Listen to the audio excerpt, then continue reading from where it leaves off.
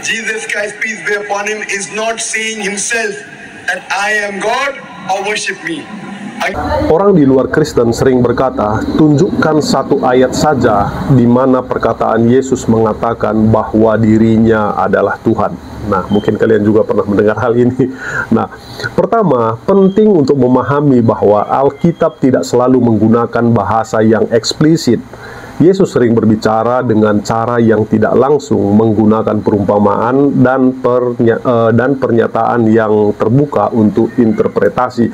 Nah, hal ini dilakukan agar orang-orang dapat merenungkan dan mencari makna di balik kata-katanya.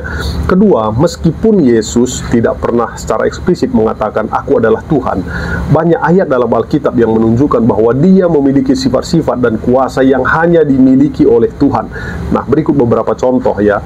Yesus menerima penyembahan. Nah, dalam Matius 28 ayat 9, para wanita menyembah Yesus setelah Dia bangkit dari kematian. Yesus tidak menegur mereka. Nah, yang menunjukkan bahwa Dia menerima penyembahan sebagai haknya.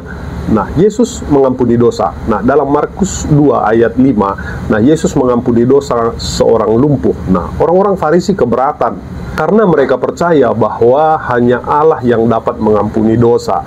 Yesus tidak membantah mereka, yang menunjukkan bahwa Dia memiliki otoritas yang sama dengan Allah. Nah, Yesus melakukan mujizat. Nah, Yesus melakukan banyak mujizat seperti menyembuhkan orang sakit, membangkitkan orang mati, dan mengendalikan alam. Nah, Dia meredakan badai ya. Nah, mujizat-mujizat ini menunjukkan bahwa Yesus memiliki kuasa yang kuasa Tuhan seperti itu. Nah, Yesus menyatakan dirinya setara dengan Allah. Nah, itu tertulis di dalam Yohanes 10 ayat 30.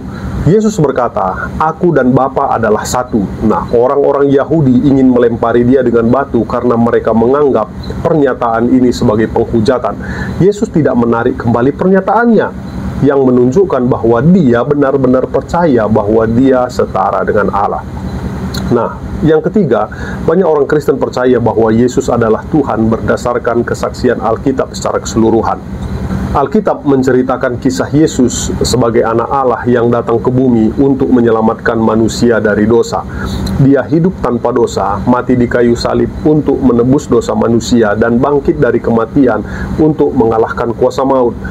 Kisah ini menunjukkan bahwa Yesus bukan manusia biasa, tetapi Dia adalah Allah yang menjelma menjadi manusia.